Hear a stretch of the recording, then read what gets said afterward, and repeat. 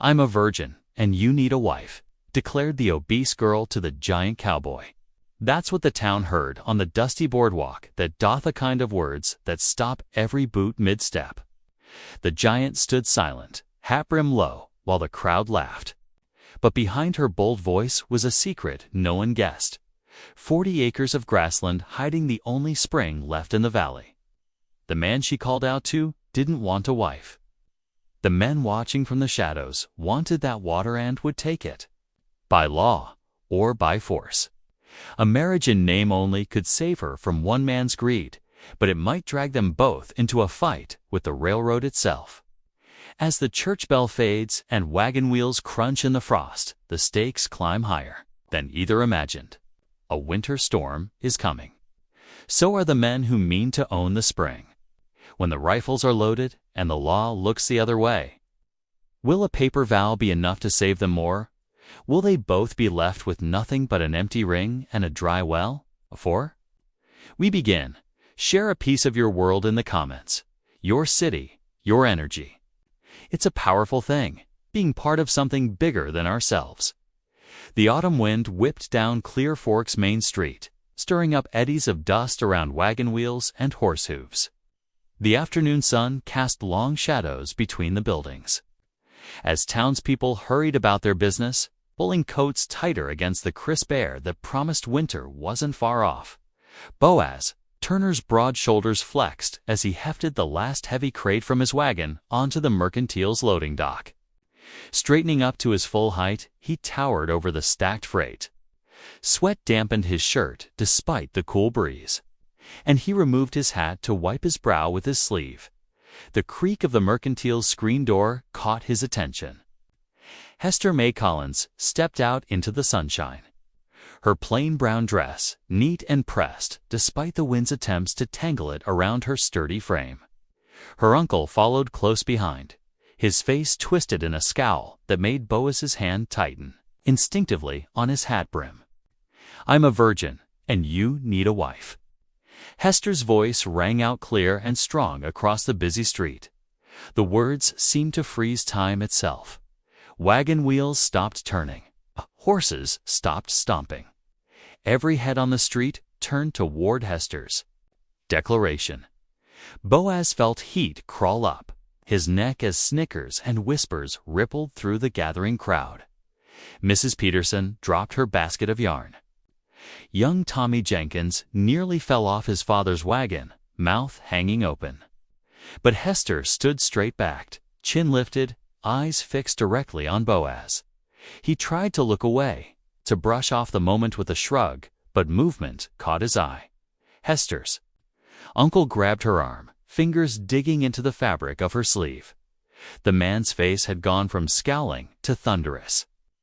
"Girl, you've shamed yourself enough," her uncle growled, yanking her toward the street.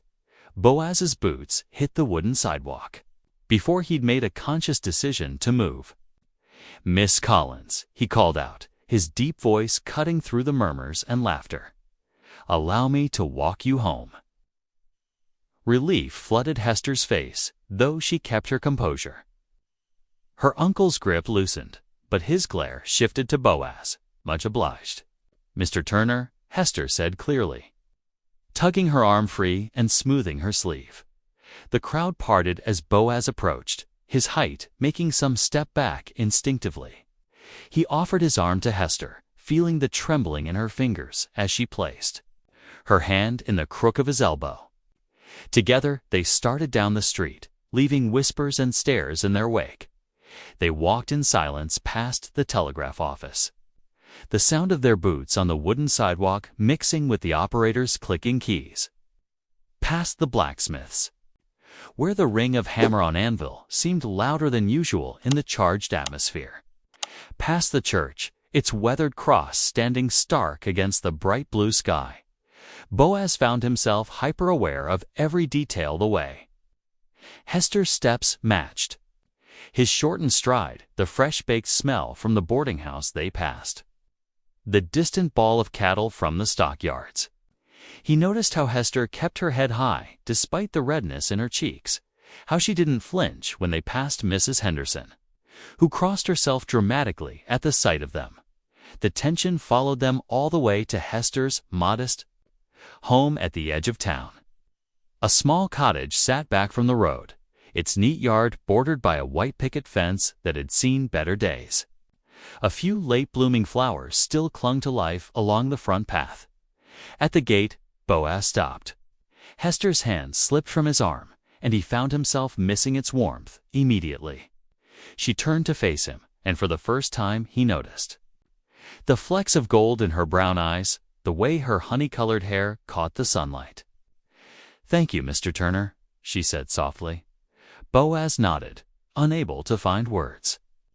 His mind churned with questions. Why had she chosen him? Why did her uncle's rough handling of her make his blood boil?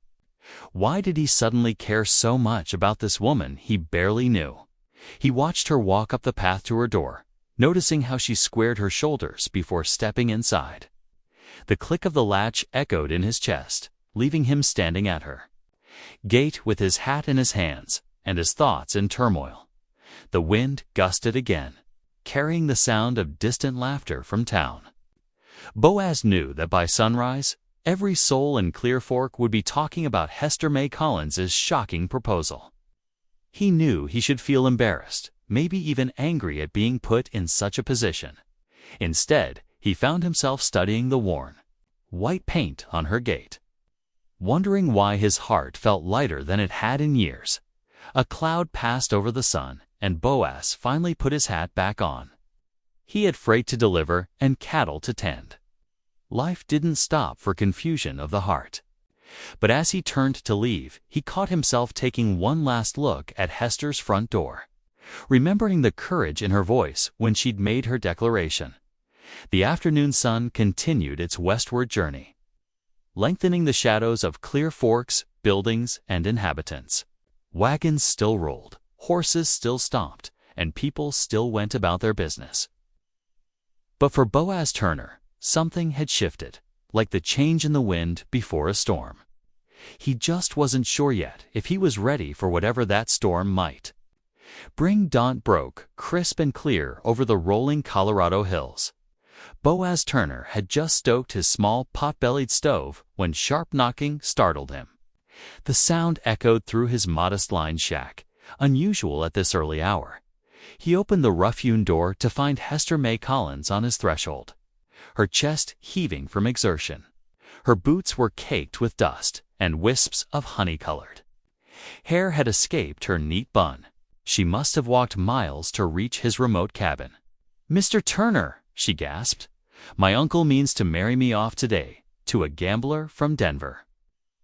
Boaz stepped back, gesturing her inside. The morning sun streamed through his single window, highlighting the simple furnishings: a narrow bed, a wooden table with 2 chairs, and the black iron stove that served as both heater and cooktop. "Best come in and catch your breath, Miss Collins. Coffee's nearly ready." Hester sank into one of his chairs, her hands trembling as she smoothed her skirts.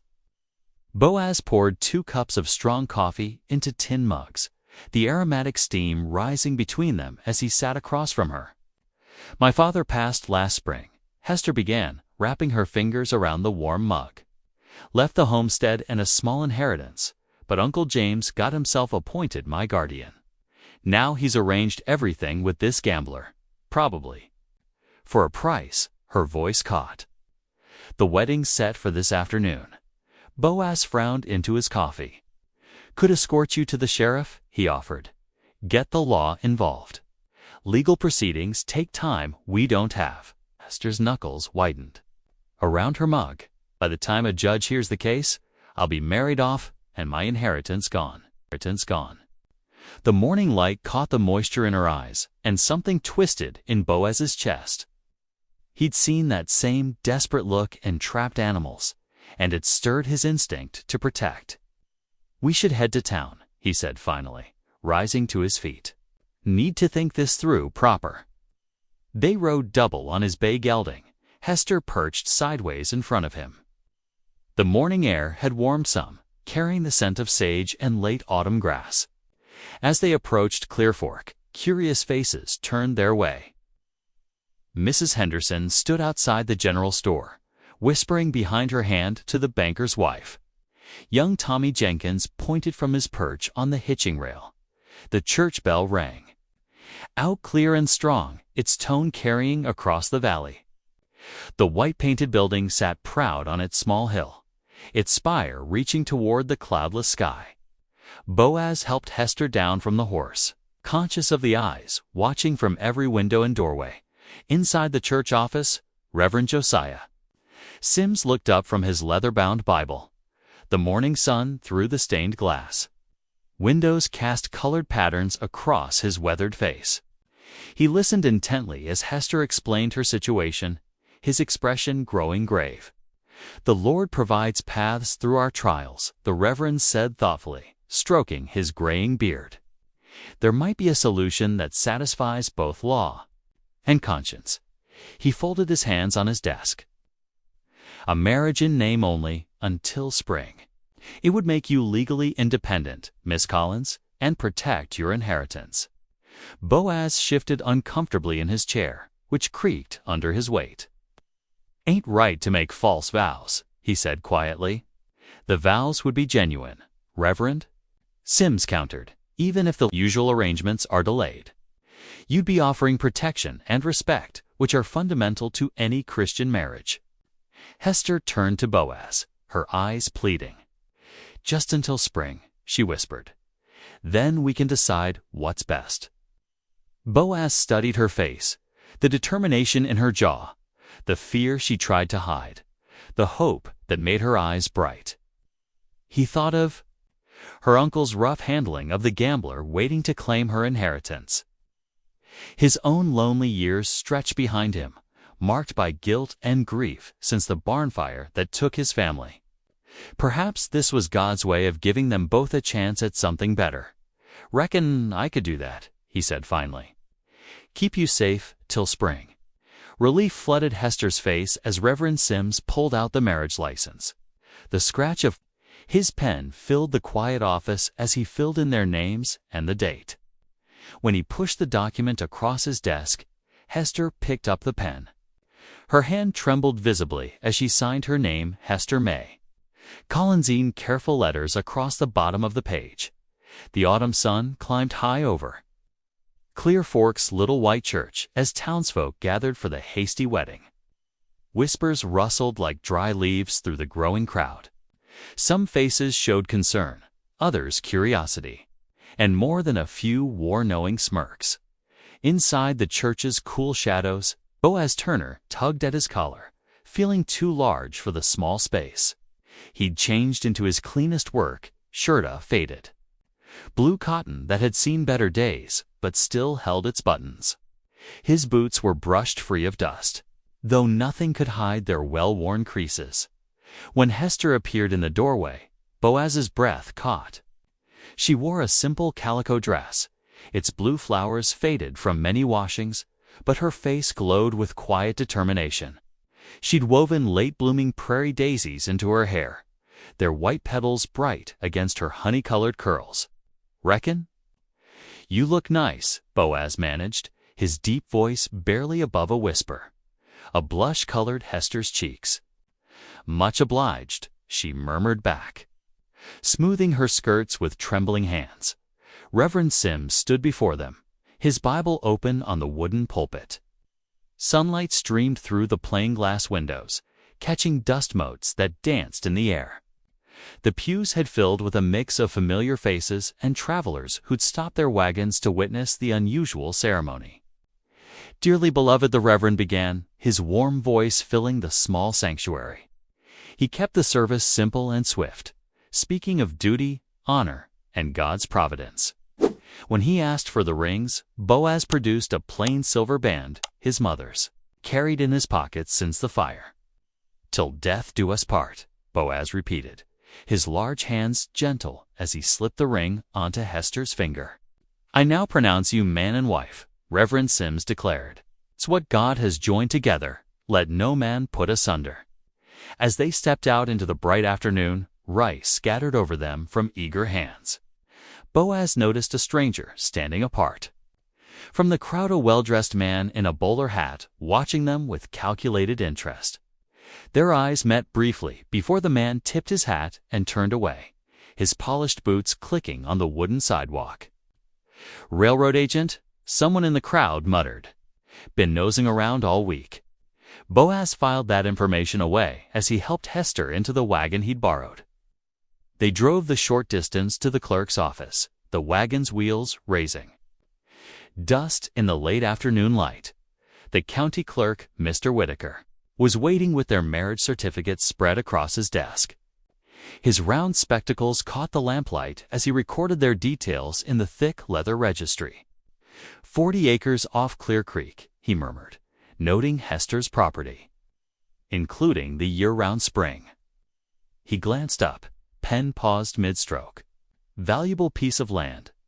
That, especially with the railroad survey crews about. Just needs recording, Mr. Whitaker.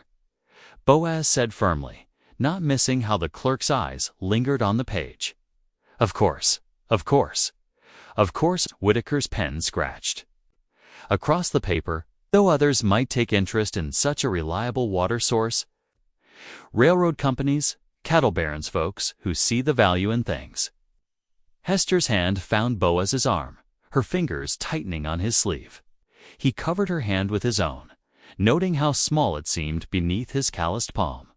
The sun was sinking toward the mountains as they left town, painting the sky in streaks of gold and crimson.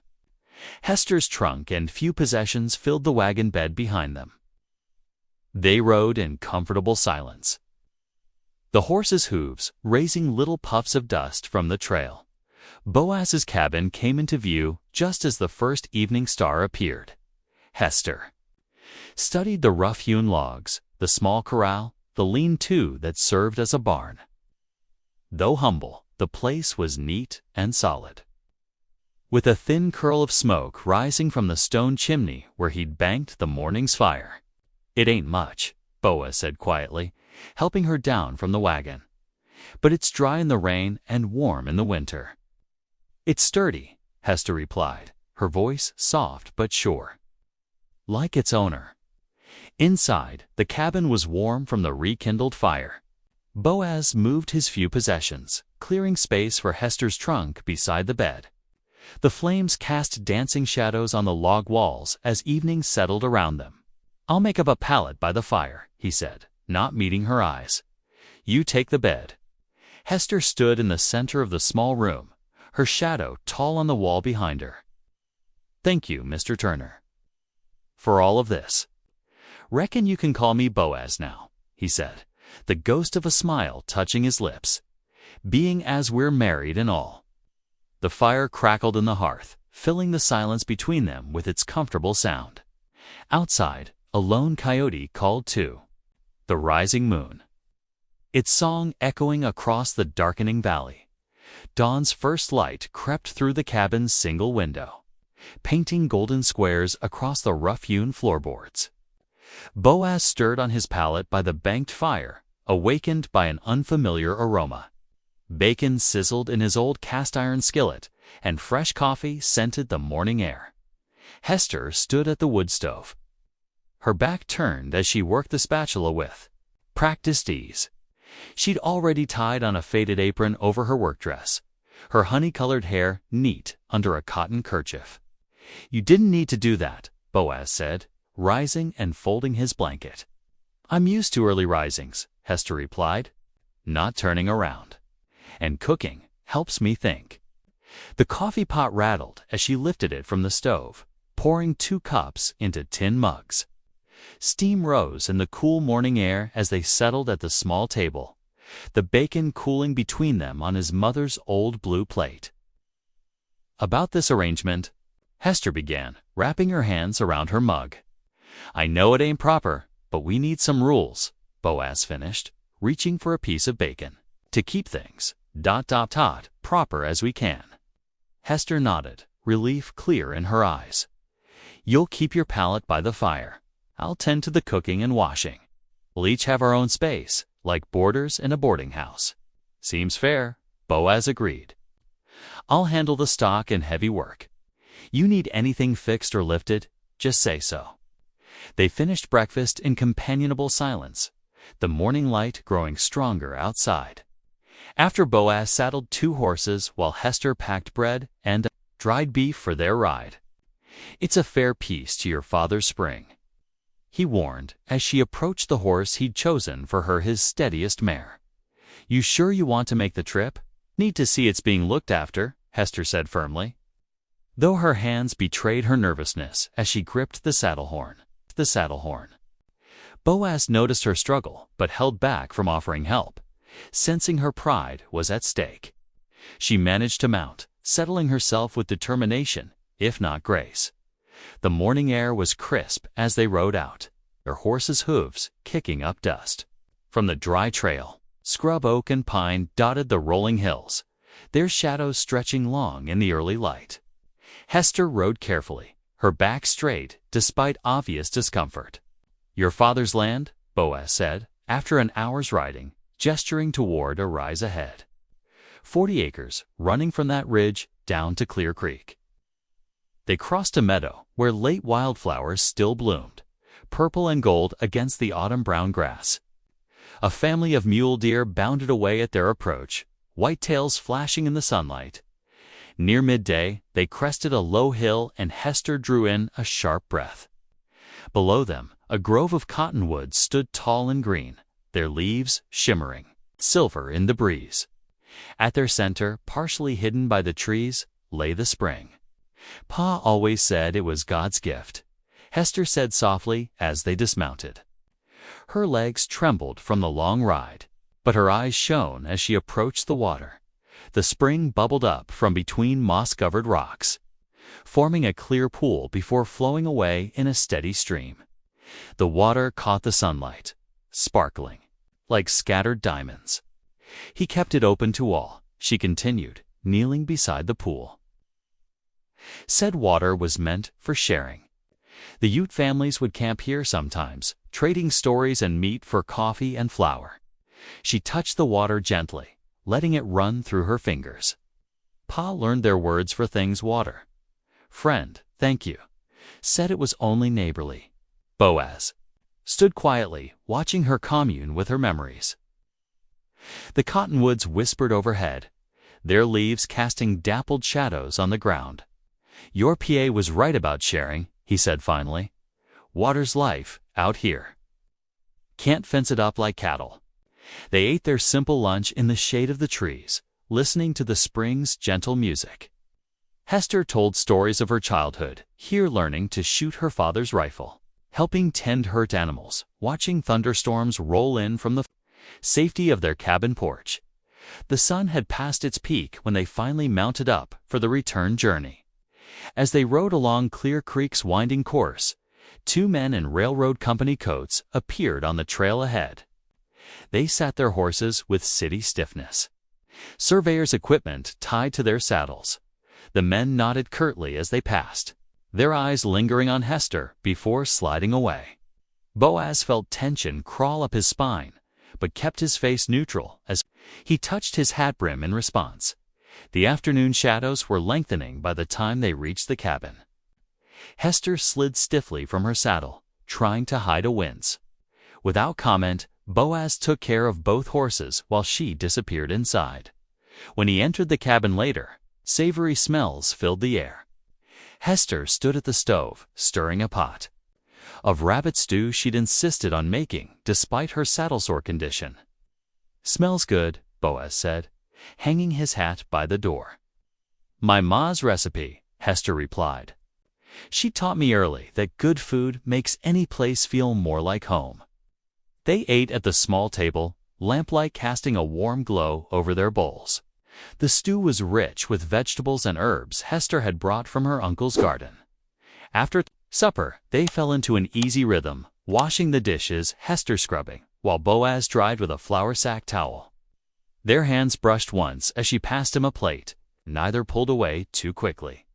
Standing there in the quiet evening, Boaz felt something shift between them, like ice breaking up on a spring creek, moving slow but sure toward warmer days. They weren't friends yet, maybe, but they were something more than strangers playing at marriage. The lamp burned low as they finished their tasks, casting long shadows on the cabin walls. Outside, a whippoorwill called into the gathering night, its lonely song echoing across the valley. Morning sunlight streamed through the cabin windows as Boaz pulled on his worn leather boots. The autumn air held a bite that promised winter wasn't far off. He paused at the door, watching Hester sort through a basket of his torn shirts by the hearth. "Won't be gone long," he said, adjusting his hat. "Just taking the cattle to the north pasture." Hester looked up from her mending, needle poised in hand. "I'll have dinner ready when you return. Found some dried beans in the pantry?" Boaz nodded, something warming in his chest at the simple domesticity of the moment. Outside, his horse snickered, a greeting as he mounted up, the leather saddle creaking beneath him. The morning passed quietly as Hester worked by the fire, her needle moving steadily through the worn fabric. The familiar task calmed her nerves, each careful stitch a reminder of peaceful afternoons spent mending with her mother. The fire popped and crackled, keeping the chill at bay. Just as the sun reached its peak, a sharp knock echoed through the cabin. Hester set aside her mending and opened the door to find Mr. Kavanaugh, the railroad agent, standing on the threshold. His bowler hat was perfectly straight, his suit dusty but still fine. "Mrs. Turner," he said, smiling with practiced charm. "I hope I'm not interrupting your day." "What brings you out this way, Mr. Kavanaugh?" Hester asked, not returning his smile. He pulled a leather folio from his coat. "Some documentation I thought might interest you and your husband." His fingers extracted several official-looking papers. "According to our surveyor's research, that spring of yours sits on government land." Hester's hands trembled slightly as she took the papers. The legal language swam before her eyes, but certain phrases stood out, stark and clear. Federal territory, prior claim, invalid deed. "I'll need to show these to my husband," she said, working to keep her voice steady. "Of course," Kavanaugh replied smoothly. "We're prepared to be quite generous in compensating any misunderstandings about ownership." He tipped his hat and turned away, leaving Hester clutching the papers in the doorway. The afternoon crawled by like molasses in winter. When Boaz finally returned, he found Hester sitting at the table, the papers spread before her, her face pale as fresh milk. "What's wrong?" he asked, crossing the small room in 2 long strides. "The railroad man came," she said, pushing the documents toward him. "Says the spring ain't really ours at all." Boaz scanned the papers, his brow furrowing deeper with each page. The beans bubbled on the stove, nearly forgotten until Hester jumped up to tend them. They ate their simple supper of beans and bread in troubled silence. Finally, Hester set down her spoon, her eyes fixed on the rough wooden table. "There's something you ought to know," she said quietly. "Something about my uncle and Pa." She drew a deep breath. Times were hard one year. The cattle were dying for lack of grass. Uncle convinced Pa to forge some papers to secure grazing rights on contested land. Her voice shook. "If anyone starts looking too close at our documents, they might find more than the railroad bargained." For Boaz, finished, he reached across the table, his large hand covering her smaller one. "I made a promise before God to stand by you. That ain't changing now." Tears welled in Hester's eyes, but she blinked them back. "We need to check the land office records," she said. "Make sure everything else is proper, at least." "We'll ride into town first thing tomorrow," Boaz agreed. The next morning dawned gray and threatening. They set out early, Hester more comfortable now in the saddle. The trail wound through stands of pine and across open meadows where early frost silvered the grass. Their progress slowed when they came upon a freighter's wagon, mired hub-deep in mud from yesterday's rain. The driver, an old man with a white beard, struggled with his team of oxen. "Can't leave him stuck," Boaz said, dismounting. Hester nodded, knowing delays could cost them precious time, but unwilling to pass by someone in need. It took an hour of work with logs and stones for leverage before the wagon creaked free. The old freighter thanked them profusely, sharing dried apples from his provisions as a gesture of gratitude. The sun was setting by the time they reached town, painting the clouds in shades of purple and gold. The land office was long closed. "We'll have to stay the night," Boaz said, guiding their horses toward the small boarding house at the edge of town. "Start fresh in the morning." Mrs. Peterson, the boarding house owner, raised her eyebrows at their mud-splattered appearance but showed them to separate rooms without comment. The accommodations were simple but clean, narrow beds with patchwork quilts, washstands with chipped pitchers and bowls. In her room, Hester knelt beside her bed, hands clasped in prayer. "Lord," she whispered, "I know Pa did wrong, even if his reasons were right. Please help us find a way through this mess." The floorboards creaked as she rose, her heart heavy but her spirit determined. Down the hall, Boaz paced his small room, 8 steps one way, 8 steps back. The railroad had money and lawyers, but he had something they didn't: a promise to keep and a woman worth fighting for. He just had to figure out how to win this battle without losing everything Hester held dear. Outside the window, a train whistle echoed across the darkening prairie. Long and lonely in the gathering night, morning light crept over the boarding house rooftops as Boaz and Hester made their way to the agency office. The street was quiet, with only a few early risers heading to work. Their boots clicked against the wooden sidewalk, the sound sharp in the crisp air. The agency building stood at the edge of town, a weathered 2-story structure with peeling white paint. As they climbed the steps, the door opened, and Henry White Elk stepped out to greet them. His face broke into a warm smile at the sight of Boaz. "Well, if it ain't the tallest cowhand this side of the Rockies," Henry said, extending his hand.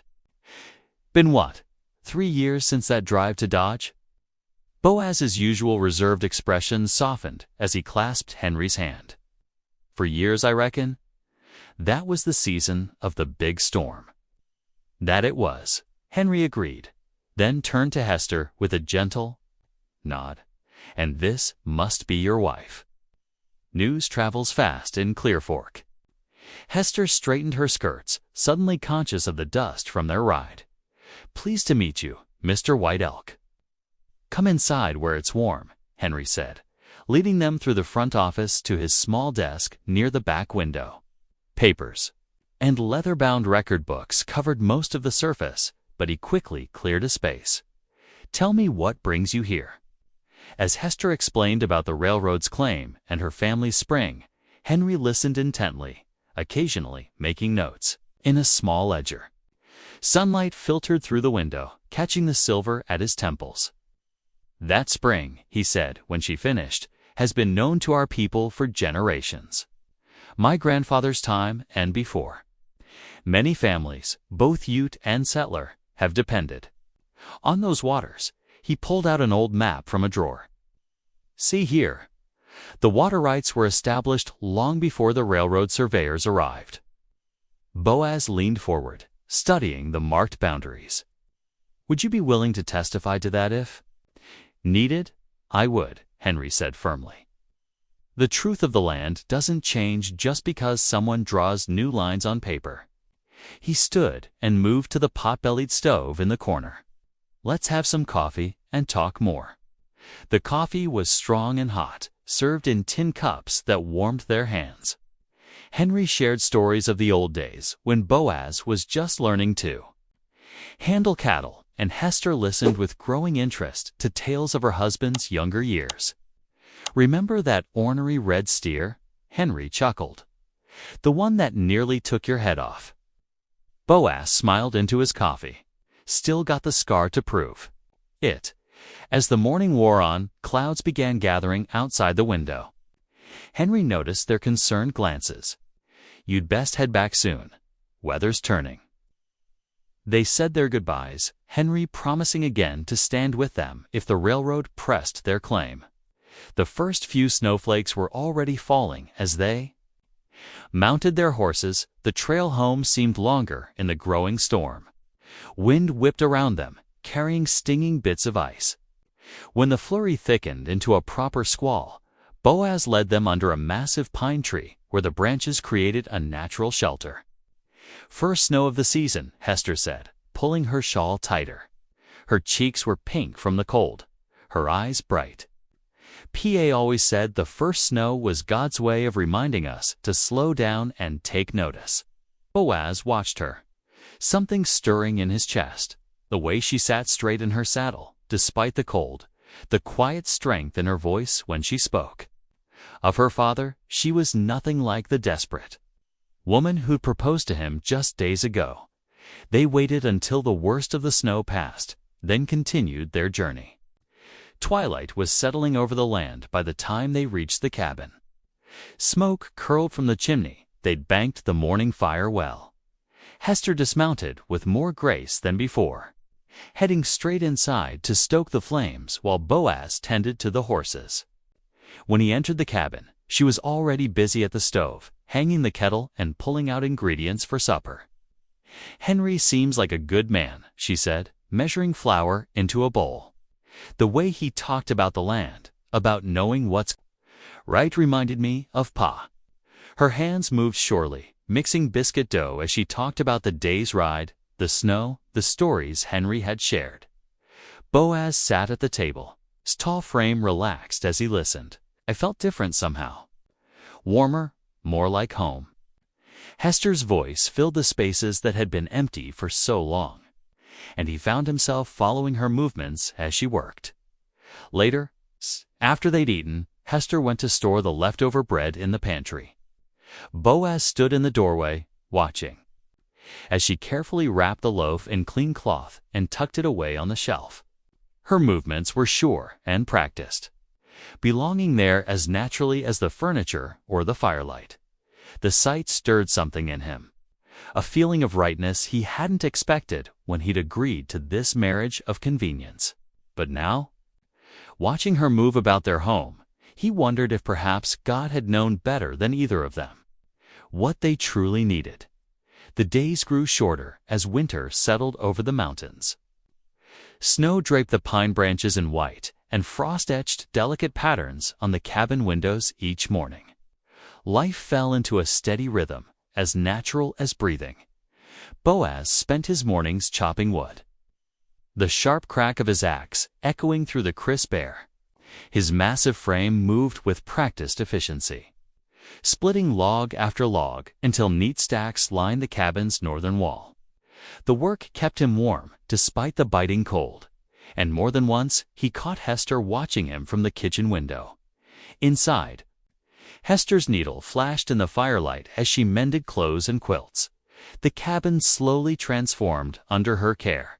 New curtains appeared at the windows, braided rugs softened the rough floors, and the pantry stayed well stocked with preserves and fresh-baked bread. The sense of coffee and pine smoke mingled with whatever was bubbling in her stew pot, making the cabin feel more like home with each passing day. Every few days, they rode out together to check the spring. The path was familiar now, even under its blanket of snow. They'd stand quietly, watching the steady flow of water pushing through the ice, steam rising in the cold air. Sometimes Hester would tell stories about her father, about summers spent ensuring every thirsty traveler had access to clean water, their appearances at the little white church each Sunday drew less attention as the weeks passed. The townsfolk's whispers grew softer, replaced by friendly nods and genuine smiles. Even Mrs. Peterson, who'd laughed loudest at Hester's proposal, now saved them a place in her pew. One particularly cold Sunday, after the service ended, the widow Martha Daniels approached them. Her gray hair was neat under her bonnet, her eyes kind but serious. "You'll come to supper," she said, more command than invitation. "Both of you." The widow's home was small but welcoming, with a cat dozing by the pot-bellied stove and the smell of roasted chicken filling the air.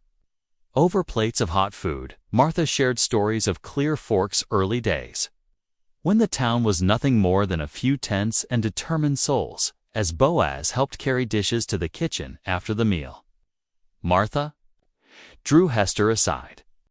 Her voice dropped low, meant for Hester's ears alone. That railroad man. Kavanaugh, I've seen him watching the comings and goings at your spring. Martha's weathered hands gripped Hester's arm. He's been asking questions, making notes.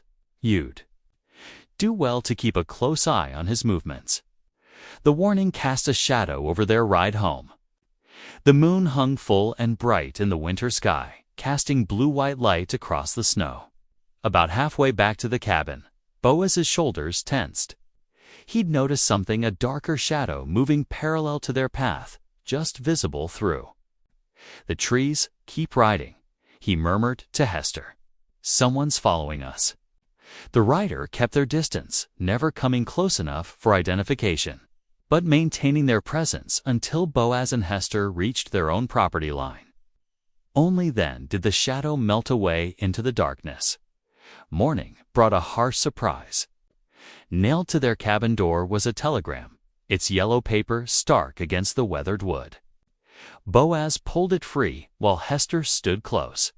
Reading over his arm, Turner stop appear, District Court stop 2, weeks hence stop land claim dispute, stop failure. To appear forfeit rights, stop. The paper trembled slightly in Hester's hand as she took it. From Boaz, 2 weeks, she whispered. That's hardly time to prepare. That evening, after a quiet supper neither of them truly tasted, Hester sat by the fire. Her hands were folded tightly in her lap, knuckles white with tension. The flames cast shifting shadows across her face as she watched Boaz at the table, drafting a letter to a lawyer in Denver, his pen scratched across the paper, the sound mixing with the pop and crackle of burning wood. Finally, he looked up. Written everything we know about the spring's history. Henry's willingness to testify your father's stewardship of the land. If anyone can help us navigate this legal battle, James Morton can. Will he have time to help us? Hester's voice was steady despite her obvious worry. 2 weeks isn't much notice. Morton owes me a favor from years back, Boaz said, folding the letter carefully. We'll ride into town first thing tomorrow to post it. He'll come. Hester nodded, her gaze returning to the fire. The flames reflected in her eyes, showing not fear, but determination. Whatever the railroad had planned, they would face it together. The evening stretched on in companionable silence. Boaz added another log to the fire while Hester pulled out her mending basket, her needle moving in steady rhythm. Outside, snow began to fall again, soft and steady, while inside, husband and wife prepared for the battle ahead. Dawn brought steel-gray skies and bitter cold. Boaz and Hester set out early, their horses picking their way carefully through the half-frozen ruts that served as a road. The recent thaw and freeze had turned the path into treacherous ground, with mud frozen solid in deep wagon tracks. Steady. Now, Boaz called to Hester as her mare stumbled slightly. His own horse moved with practiced care, testing each step before committing its weight. The journey that normally took an hour stretched into 2 as they navigated the dangerous footing. Clear Fork emerged from the morning, mist like a painting coming into focus. Smoke rose straight up from chimneys in the still air, and the clink of a blacksmith's hammer echoed down the empty street. They made their way first to the livery stable, where old Tom Peterson took their reins with gnarled hands. Nasty weather coming, he warned, nodding at the heavy clouds. Best not tarry too long in town. The telegraph office sat between the bank and mercantile, its windows reflecting the weak winter sunlight. Inside, the operator's keys clicked steadily as Boaz handed over his letter to the lawyer in Denver. The cost made Hester wince, but neither spoke of it as they stepped back into the cold. I need to stock up at the mercantile, Hester said, pulling her shawl tighter. We're low on flour and molasses. Boaz nodded. I'll meet you there after I visit the gunsmith, running short on ammunition myself. They separated, each to their tasks. In the mercantile, Hester carefully counted out coins for her purchases. Mrs. Watson, the owner's wife, wrapped the items in brown paper, her movements quick and efficient. Heard about the court summons? She said quietly. Half the town's talking about it. Railroad men been asking all sorts of questions about your spring. Hester's hands stilled on the counter. What kind of questions? About water rights mostly. And about your father. Mrs. Watson's eyes were sympathetic. They've been particularly interested in any paperwork he might have filed. The bell above the door jangled as Boaz entered, his large frame filling the doorway. He carried a small, paper-wrapped package of ammunition, tucking it into his coat pocket as he approached. His presence seemed to fill the store, solid and reassuring. The ride home started quietly enough. The sun had reached its peak, softening the frozen ruts slightly and making travel marginally easier. They were halfway back to the cabin when a rider appeared around a bend, blocking their path. Hester's uncle sat his horse like a man who'd been drinking, slightly loose in the saddle. His face was red with more than just the cold, and his eyes held a dangerous gleam. Well, if it ain't the happy couple, he sneered, spitting into the snow. Hester May, you're coming with me. This sham of a marriage ain't worth the paper it's written on. Boaz moved his horse slightly forward, positioning himself between Hester and her uncle. His voice came out calm and steady. Step aside, Mr. Collins. We're heading home. Home. The uncle's laugh was ugly. That ain't her home, and you ain't her husband. Not really. Everyone knows it's just a trick to keep her from her rightful guardian. I'm a grown woman, Hester said, her voice shaking slightly. You have no right. I have every right, her uncle roared. Your PA left you in my care, and I aim to see you properly settled. Not living in sin with some mountain man who, that's enough. Boaz's quiet words cut through the uncle's tirade like a knife. Move aside, now. For a moment, the uncle's hand hovered near his gun. But something in Boaz's steady gaze made him think better of it. Instead, he yanked his horse's head around, making the animal dance sideways in protest. This ain't over, he spat. Not by a long shot. He kicked his horse hard, disappearing down the trail in a spray of snow and mud. The rest of the ride passed in tense silence. At the cabin, they unpacked their supplies mechanically, each lost in their own thoughts. It wasn't until after supper, with darkness pressing against the windows, that Hester finally spoke her fears. He might come back, she said softly, staring into the fire. And next time, he might bring help. Boaz looked up from cleaning his rifle. I know. I'll keep watch. Snow began falling as night deepened, thick flakes that quickly covered their tracks from town. By morning, the world was white and silent, the storm showing no signs of letting up. They were snowbound. The first day passed quietly, with Hester baking bread and Boaz making repairs to harness leather near the fire. They shared stories as they worked, Hester about her childhood on the family farm, Boaz about his years driving cattle. Tell me about your family, Hester said as she kneaded dough. You never mention them. Boaz's hands stilled on the leather. Lost them in a barn fire years back. I was out checking fence lines when it happened. His voice was quiet, heavy with old grief. Nothing left but ashes when I got back. Hester's flour-covered hand reached across the table to touch his arm. Gently. No words were needed. The second day brought more snow and more stories. They talked of simpler things, favorite horses, best fishing spots, the taste of summer blackberries. The cabin grew warmer with shared laughter and growing trust. On the third morning, the storm finally broke. Sunlight sparkled on fresh snow, and the sky stretched blue and clear above the pines. After breakfast, Boaz pulled on his heavy coat. "I need to check the spring," he said, stamping his feet into boots. "Won't take long. I should come too." Hester started to rise, but Boaz shook his head. "Trail's dangerous after a storm like this. Better if I go alone this time." He checked his rifle before slinging it across his back. "Keep the door latched until I return." Hester nodded, watching from the window as he mounted up and rode out.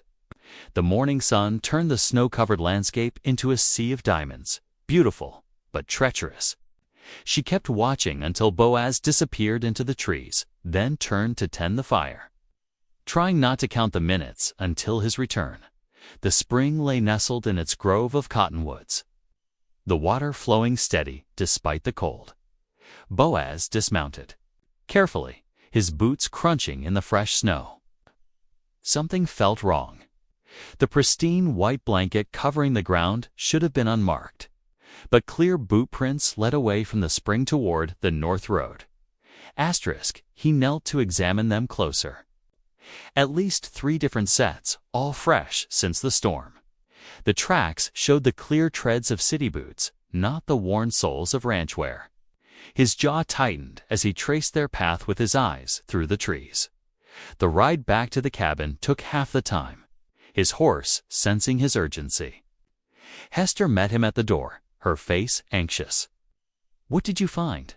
"Fresh tracks," he said, stomping snow from his boots. "Leading north, at least 3 men. We have to follow them," Hester said immediately, already reaching for her coat. "If they're planning something too dangerous," Boaz cut in. "You should stay here while I know." Her voice was firm. "This is my fight too. My spring. My father's legacy." She met his gaze steadily. "I'm coming with you." Boaz studied her for a long moment, seeing the determination in her eyes. Finally, he nodded. "Bundle up warm. It'll be slow going through the snow." They set out within the hour, following their horses' sure instincts through the winter-quiet forest. The tracks led them on a winding path, sometimes clear in shadowed spots where the snow lay undisturbed, sometimes nearly invisible where the sun had started to melt the crust. There, Hester pointed after nearly 2 hours of riding. Through the trees, a weathered-lined shack stood in a small clearing. No smoke rose from its chimney. No horses stood in the crude corral beside it. They approached cautiously, Boaz leading the way with his rifle ready. The door stood slightly ajar, creaking in the cold wind. Inside, the single room was empty of people, but full of evidence. Railroad survey stakes lay stacked in one corner, their red-painted tips bright against the rough wood walls. Maps were spread across a makeshift table, weighted down with rocks. But most telling was the wooden crate against the back wall, its lid partially pried open to reveal neat rows of dynamite sticks. "Blasting powder," Boaz said grimly. "Enough." To reshape the whole valley, Hester's face had gone pale. "They mean to blow up the spring, divert it to their railway line." Her hands trembled as she touched one of the maps. "Look here, they've marked where they plan to set the charges. Not if we can help it." Boaz began gathering the dynamite carefully. "Help me with this. We'll bury it where they won't find it." Together, they carried the heavy crate outside.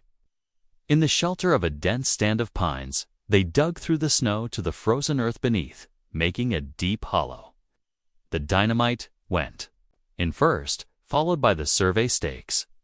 They covered it all with snow, carefully smoothing the surface to match the surrounding drifts.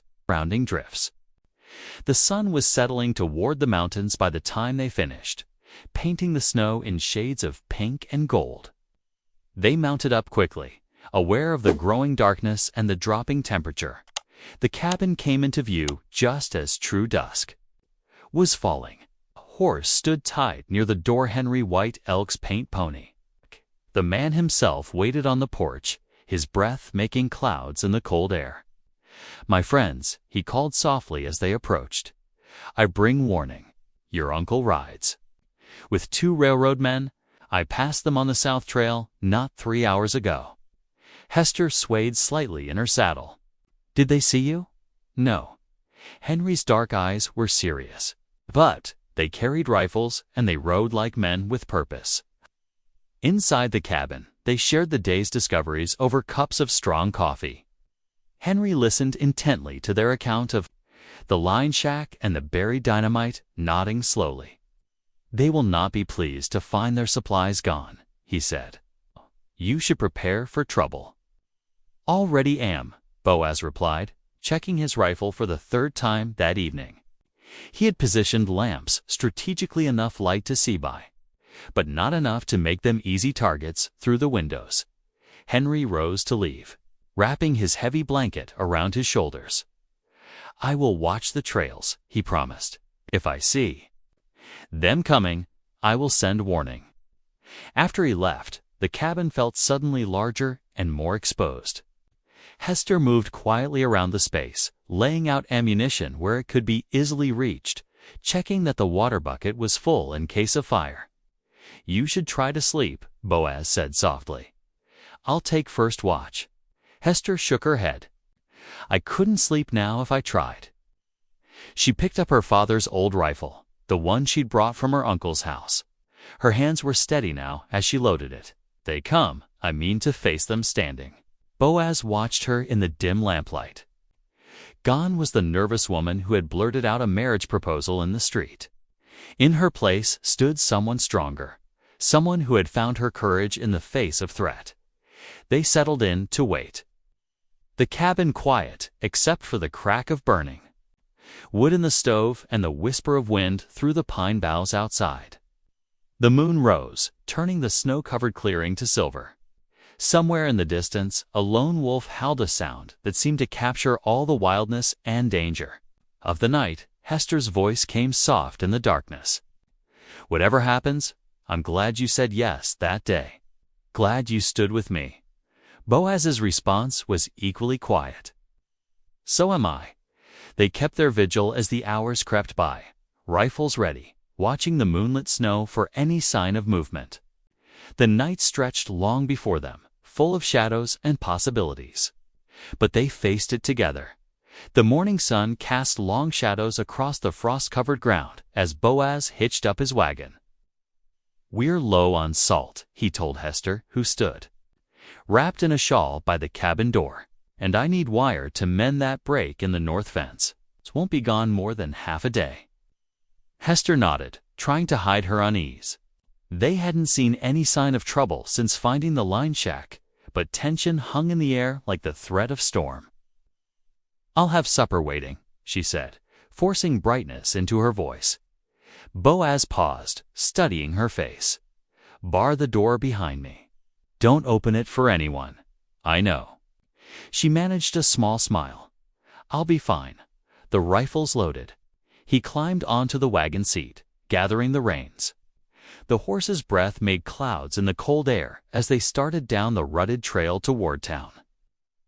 Hester watched until the wagon disappeared around the bend, then went inside and slid the heavy wooden bar across the door. The morning passed quietly as she worked at household tasks, kneading bread dough, sweeping the plank floor, sorting through dried beans for stones. Just past noon, she heard horses approaching. 3 riders, by the sound of it. Her heart jumped, but she forced herself to move calmly, checking that the rifle was within easy reach. "Hester." Her uncle's voice carried clearly through the door. "Come out here, girl. We need to talk." She remained silent, standing perfectly still in the middle of the cabin. "Your so-called marriage ain't legal," he called again. "That Turner fellow took advantage. We're here to take you home where you belong." Hester's hands clenched into fists. "Go away," she shouted back. "I'm exactly where I belong." A different voice spoke up, one of the railroad men, she guessed. "Miss Collins, this can go easy or hard. Your uncle's trying to protect you. That spring property needs proper management. My father managed it just fine," she cut in. "And now my husband does. You have no business here." she heard muttered conversation outside, then heavy boots on the porch. The door handle rattled. "Last chance," her uncle warned. "Open up, or there'll be trouble." Hester's voice was steady. As she answered, "I've got a loaded rifle pointed at this door. You try breaking it down, you'll meet trouble first." More murmuring followed. Then the boots retreated and horses' hooves crunched in the frozen yard. "This ain't over," her uncle called. "You think on what I said?" She waited until she could no longer hear them, then sank into a chair, trembling. But beneath the fear was something stronger pride in having stood her ground. In having found her voice at last, the afternoon crept by with agonizing slowness. Every sound made her start, but she forced herself to continue her tasks. The bread went into the oven. She stirred up bean soup, added salt pork, and the last of the summer's dried corn. The familiar work helped steady her nerves. Dusk was falling when she finally heard Boaz's wagon. She waited until she was sure it was him before lifting the door. He took one look at her face and knew something had happened. "They came," she said simply, "helping him carry in supplies. My uncle and 2 others. Railroad men, I think, though I didn't recognize their voices." Boaz's expression darkened. "Did they try to force their way in?" She managed a wan smile. "Turns out, they're not eager to face a woman with a rifle." Later, over bowls of hot soup, she recounted the confrontation in detail. Boaz listened intently, his jaw tight. "We can't hide away forever," he said finally. "Sunday service is tomorrow. We should go show everyone we're not afraid." Hester nodded slowly. "You're right. And maybe Reverend Sims could help. He married us, after all." The next morning dawned clear and cold. They hitched up the wagon early, knowing the church would be crowded. Hester wore her best dress, faded but clean, and Boaz had put on a pressed shirt and his good boots. The little church was already filling when they arrived. Whispers followed them down the aisle, but Hester held her head high as they took their usual seats. Her uncle wasn't there, she noted with relief, though she recognized several railroad company men in the congregation. Reverend Sims's sermon touched on standing firm in faith during trials, and Hester felt the words sink deep into her heart. After the service, as people filed out, the Reverend caught their attention with a subtle gesture. They waited until the church had emptied before approaching him. In his small office, warm with morning sun, he listened gravely to their situation. "The marriage is completely legitimate," he assured them, his weathered face serious. "I'll testify to that in any court. I've known your father Spring, Hester, since I first came to this valley. Seen how he kept it open to all who needed water, settler and native alike." He shook his head. "The railroad has no right to take that legacy." "Thank you, Reverend," Hester said softly. His words lifted a weight she hadn't realized she'd been carrying. That evening, sitting by the fire, Hester watched Boaz work on a broken chair. His big hands moved with surprising gentleness as he fitted the pieces together, checking the joints carefully before driving each nail. The lamplight caught his profile. Something about his quiet concentration made her smile. He glanced up, catching her expression, and his hands stilled on the chair. Their eyes met across the warm room, and Boaz felt an unfamiliar sensation in his chest, like sunshine breaking through clouds. He wasn't sure why her smile affected him so strongly, or when her presence had begun to feel so natural in his home. The moments stretched between them, full of unspoken possibilities. Before Boaz returned to his work, but the warmth remained, quiet glow that seemed to fill the cabin's shadows with promise. Dawn painted the frost-covered grass in shades of gold as Boaz and Hester prepared for their journey. The morning air was crisp and clear, carrying the scent of pine from the surrounding hills. Boaz checked the wagon's wheels one final time while Hester secured the last of their provisions. Bedrolls are packed, she called from the cabin porch, setting down a basket of food for the trip. And I've got enough bread and dried meat to last us 2 days, just in case. Boaz nodded, adjusting the harness on their steadiest horse. Good, thinking. Though with luck, we'll be back tomorrow evening after court. He paused, watching her descend the steps with determined grace. You sure you're ready for this? Ready as I'll ever be. Hester straightened her shawl, chin lifted. That? Spring was my father's pride. I won't let them take it without a fight. They set out as the sun cleared the eastern ridge, the wagon wheels creaking over frozen ruts.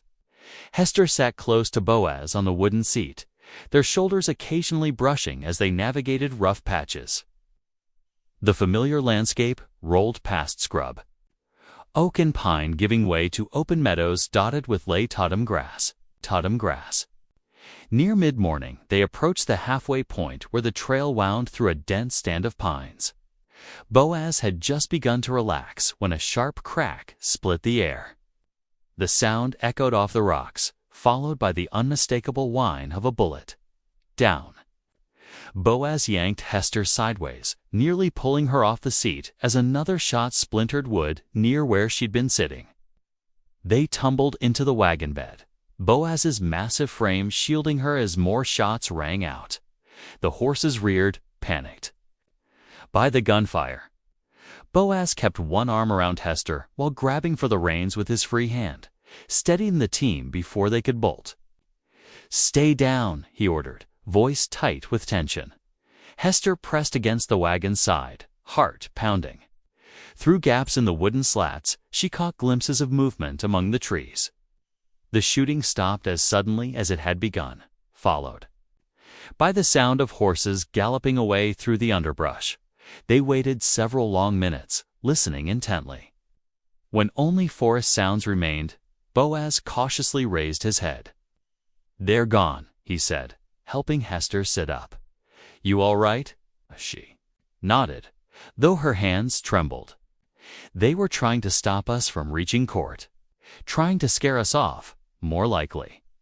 Boaz's expression was grim as he examined the bullet holes in the wagon's side. Whoever they weren't shooting to kill. Just close enough to make their point. They continued on with greater caution, Boaz keeping his rifle across his knees. The rest of the journey passed without incident, but tension rode with them like an unwelcome passenger. The sun was setting when they finally reached town, casting long shadows across Clear Fork's quiet streets. The boarding house windows glowed with welcome lamplight as they pulled up outside. Mrs. Peterson, the owner, had their rooms ready and offered sympathetic clucks when she saw their dust-covered, shaken appearance. You poor dears look like you've had quite a day. The parlor's warm, and I've just made fresh coffee. They had barely settled into the parlor's worn but comfortable chairs when a familiar figure appeared in the doorway. Henry White Elk's dark eyes took in their appearance, noting the strain in their faces. I heard about shots fired along the trail, he said without preamble, accepting the cup of coffee Mrs. Peterson offered. Railroad men, I expect. Their hired hands were buying drinks at the saloon last night, talking big about teaching someone a lesson. Hester's hands tightened. Around her cup, they nearly succeeded, but they didn't. Henry's voice was calm, reassuring. And now we know how far they'll go. I'll ride with you to the courthouse tomorrow, strength in numbers. Boaz nodded gratefully. Much obliged, Henry. Having you there will help our case too, they discussed. Strategy for the next day's hearing, Henry sharing his knowledge of similar land disputes. As the evening wore on, Mrs. Peterson brought them plates of hot biscuits and stew, tutting over their need to keep up their strength. When Henry finally took his leave, promising to meet them at first light, exhaustion began to settle over Hester, like a heavy blanket. She stood, smoothing her skirts. I should turn in. Tomorrow will be a long day. Boaz rose to walk her to the stairs, his presence solid and reassuring at her side. At the bottom step, Hester paused, turning to face him. In the lamp's soft glow, his expression was gentle, despite the day's hardships. "Thank you," she said softly. "For protecting me today. For everything. Really?" She drew a steadying breath. "I never expected to feel safe with a stranger when this all started." "But you're not a stranger anymore, are you?" "No," Boaz answered quietly. "Reckon I'm not." Hester smiled, touching his arm briefly before climbing the stairs. She could feel his gaze following her until she reached the landing like a warm cloak wrapped around her shoulders. Despite the day's violence, despite tomorrow's uncertainties, she felt strangely peaceful. Whatever came next, they would face it together. The town hall's wooden benches creaked under the weight of spectators as the morning sun streamed through tall windows. Dust motes danced in the light, stirred by the rustling movements of those gathered to witness the hearing. Hester sat ramrod straight beside Boaz, her hands clasped tightly in her lap to hide their trembling. The railroad's lawyer, Mr. Harrison, stood before the judge's raised desk, his polished boots gleaming as he gestured at a series of maps spread across a wooden table. His voice carried through the hushed room, smooth as snake oil. "As these surveys clearly show, Your Honor, the spring in question lies within the proposed right-of-way granted by territorial statute." He tapped a blue line drawn across the yellowed paper. The Collins family's claim was never properly registered with the land office. Hester felt Boaz tense beside her. She stared at her father's familiar spring, reduced to a tiny dot on the railroad's map, her throat tight with anger and fear. The judge, a weathered man named Peterson, peered at the documents through wire-rimmed spectacles. "And what of the current usage rights? I understand this water source serves multiple families." Before Harrison could respond, Reverend Sims stepped forward, his Bible clutched in work-worn hands. Under oath, his familiar, warm voice filled the room with conviction. "I've served this community for 8 years, Your Honor. In that time, I've witnessed Thomas Collins maintain that spring as a blessing for all. Settler families, traveling herds, you neighbors, none were ever turned away thirsty." The Reverend's eyes met Hester's briefly. "His daughter continues that Christian duty." Even now, Harrison's objection was swift. "Generous though that may be, informal arrangements don't override legal claim." The judge nodded to Henry White Elk, who rose from his seat near the back. As he walked to the front, his moccasins silent on the wooden floor, the room grew still. He carried himself with quiet dignity, his agency clerk's suit neat but plain. "I speak as both witness and record-keeper," Henry began, his voice steady. "The spring you discuss has watered our people's horses since before the first survey stakes were driven. When Thomas Collins settled there, he approached our elders with respect, asking to share rather than exclude." He produced a leather folder. "I have here the minutes of that council meeting, recorded in both English and Ute, dated 1862. The judge accepted the documents, examining them carefully while Harrison shifted impatiently. After several long moments, Judge Peterson looked up, removing his spectacles. "This matter requires further review. I'll need time to examine all documents presented, including Mr. White Elk's records." He tapped his gavel firmly. "This hearing is postponed until 1 week from today. Court dismissed." The room filled with murmurs as people stood to leave. Hester's shoulders slumped slightly, the tension of waiting for an immediate decision replaced by a new worry about the delay. Boaz placed a gentle hand on her back, guiding her toward the aisle. They had almost reached the door when a harsh grip seized Hester's arm, spinning her around. Her uncle's face loomed close, his breath sour with whiskey despite the early hour. "You ain't won nothing," he snarled. "That spring's worth more than you know, girl." And I aimed to his words, cut off as Boaz's massive hand clamped down on his wrist, forcing him to release Hester. Though Boaz's voice was quiet, steel ran through it. "Touch her again, and you'll answer to me. The uncle jerked back, rubbing his wrist. His eyes darted between them, dark with malice, before he shouldered his way through the crowd and disappeared. Back at the boarding house, the day's tension followed Hester into the night. She lay in her narrow bed, listening to the town's settling noises, distant dogs barking, the saloon's piano falling silent, bootsteps fading as the last patrons headed home. Sleep eluded her, her mind spinning with worries about the delayed decision and her uncle's threat. The clock in the hallway struck midnight, then 1. Hester had just started to drift off when rough hands seized her, one clamping over her mouth before she could scream. Strong arms dragged her from the bed as she kicked and struggled. The moonlight revealed 3 men, one she recognized as her uncle's hired hand. They bound her hands and gagged her with a cloth that tasted of horses and dust. Her attempts to cry out were muffled as they carried her down the back stairs and out into the cold night air. A wagon waited in the alley, its wheels muffled with burlap. Hester fought with every step, but they lifted her into the wagon bed like a sack of grain. As they pulled away from the boarding house, she caught a last glimpse of her window, now dark and empty. The stars wheeled overhead, indifferent to her plight. As the wagon rattled into the pre-dawn darkness, her uncle's men spoke little as they drove, keeping 2 back streets until they cleared the edge of town. The cold crept through her thin nightgown, making her shiver as she lay in the wagon bed.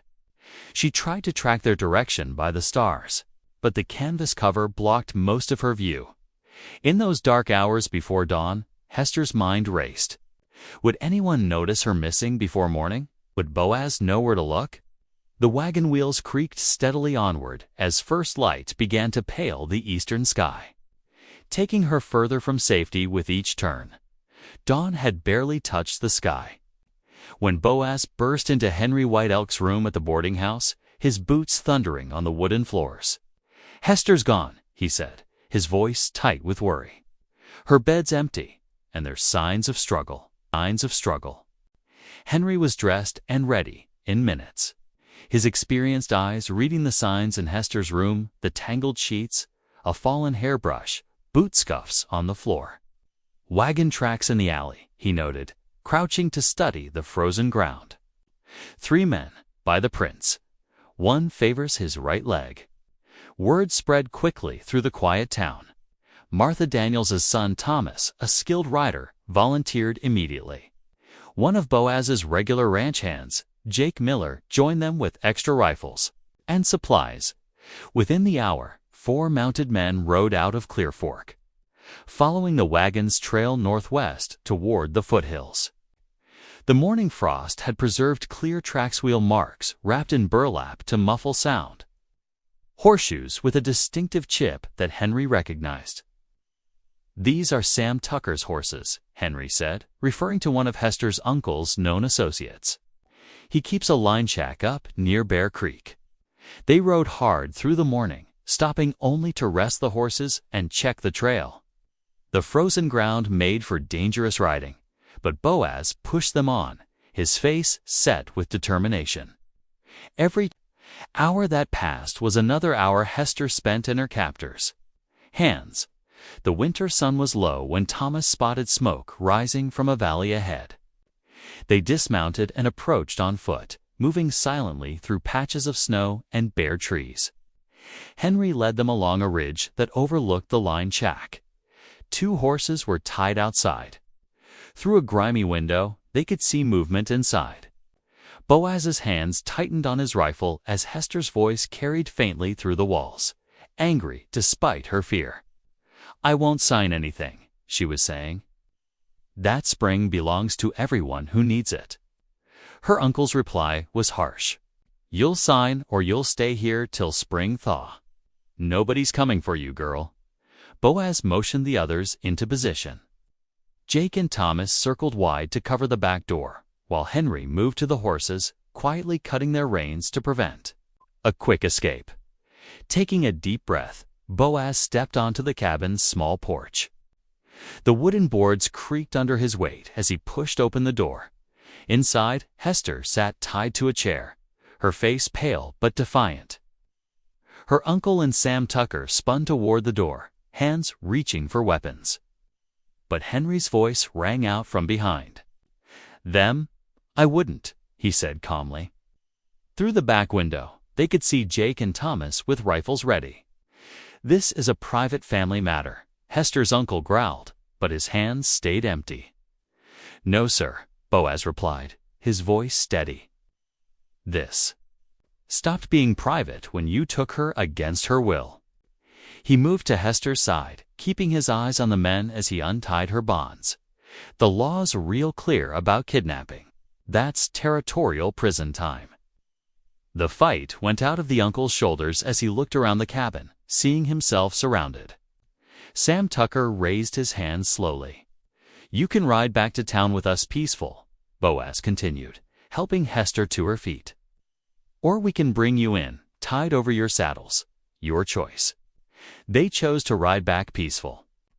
Under a sky bright with early stars, the expanded party made its way toward Clear Fork. Hester rode close to Boaz, wrapped in his heavy coat. Despite her ordeal, she sat straight in the saddle, her eyes bright with triumph. Sheriff Miller wasted no time once they reached Clear Fork. By mid-morning, he had Hester's uncle locked in the jail's sturdy cell. The charges of kidnapping and coercion written in clear letters on the booking sheet. Through the barred window, Hester watched her uncle sit on the narrow cot, his shoulders slumped in defeat. "He'll face the territorial judge next month," the sheriff explained, his weathered face stern. "Kidnapping's a serious offense. He won't trouble you again." Word spread quickly through town about the rescue and arrest. By noon, curious townsfolk had gathered on the boardwalk, their whispers following Boaz and Hester as they collected supplies. At the Mercantile, near the telegraph office, they spotted Mr. Kavanaugh, the railroad agent, loading his valise into a waiting coach. He tipped his bowler hat silently as they passed, his face carefully blank. Within the hour, the stage carried him away toward Denver. The afternoon sun cast long shadows as they rode home, their horses' hooves crunching through patches of old snow. Hester noticed Boaz glancing at her more often than usual, something gentle in his expression that made her heart skip. The familiar sight of their cabin brought unexpected comfort smoke curling from the chimney, where Martha Daniels had kept the fire going in their absence. Inside, Hester moved through the familiar routine of lighting the lamp and setting water to boil. Golden light filled the cabin's single room, catching the tin plates and worn furniture they'd come to share. The kettle's whistle broke the comfortable silence. "Reckon we should talk," Boaz said quietly, watching her pour coffee into their usual cups. His large hands wrapped around the warm tin, knuckles white with nervousness. Hester settled across from him at their small table, the lamp's glow softening her features. "About what?" "About us." Boaz's voice was low, uncertain. "About this marriage." Hester's hands trembled slightly as she set down her cup. "The arrangement, you mean?" "No." Boaz looked up, meeting her eyes directly. "Not the arrangement. The truth is, I don't want this to be just in name anymore." He drew a deep breath. "These past weeks, watching you stand so brave against everything your uncle, the railroad, all of it. The way you care about doing right by others with that spring. The way you make this cabin feel like—" He paused, searching for words. "Like home." Tears welled in Hester's eyes as he continued, his voice growing stronger. "I love you, Hester. May. Not because we needed to marry, but because of who you are. Your heart, your courage, everything." "Oh," Hester whispered, one tear spilling down her cheek. "I've loved you since that very first day on the boardwalk, when everyone else was laughing. You looked at me like I mattered. Like what I said mattered." Boaz reached across the table, his large hand gentle as it covered hers. "You've always mattered." He stood slowly, drawing her to her feet. In the lamp's warm light, He bent down as she tilted her face up to his. Their first real kiss was soft, tender with newfound certainty. Through the cabin's window, they could see snow beginning to fall, fat flakes drifting silently in the gathering dusk. The white blanket slowly covered the ground outside. Fresh and clean, a perfect mirror for their new beginning. Thanks for taking a moment to feel with me. If this story reminded you of what matters, hit subscribe. I'll be here tomorrow, continuing our story.